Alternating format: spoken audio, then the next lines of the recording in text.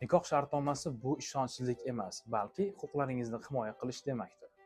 Nikoh shartnomasi bu er-xotin o'rtasidagi rasmiy kelishuv bo'lib, bu to'ydan oldin hamda to'ydan keyin ham tuzilishi mumkin. Nikoh shartnomasi O'zbekiston Respublikasi Oila kodeksining 29 hamda 30-moddalari asosida rasmiylashtiriladi. Nikoh shartnomasi yozma shaklda tuziladi hamda u notarial tartibda tasdiqlanishi kerak. Bundan tashqari, nikoh shartnomasida quyidagilarni ko'rsatish mumkin. Oilada kim nima uchun javobgar? Ajralish paytida mol-mulkni taqsimlanishi. Er-xotin o'rtasida kimning nomida qanday mulk bor va ularning ulushi qanday? Bundan tashqari, kreditlarni kim to'lash haqida majburiyatlarni ham yozib o'tish mumkin. Bundan tashqari, quyidagi holatlar nikoh shartnomasida ko'rsatilmaydi.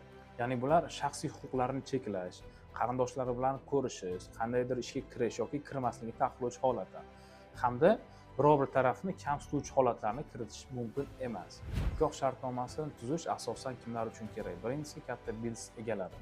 Bundan tashqari, katta aktivni boshqaruvchi shaxslar uchun juda kerakli. Ya'ni bu kelajakdagi kelib chiqish mumkin bo'lgan nizolarni, mojarolarni oldini olishga yordam beradi. Agar sizlarda nikoh shartnomasi bilan bog'liq savollaringiz bo'lsa, bu savollaringizni izohlarda qoldiring.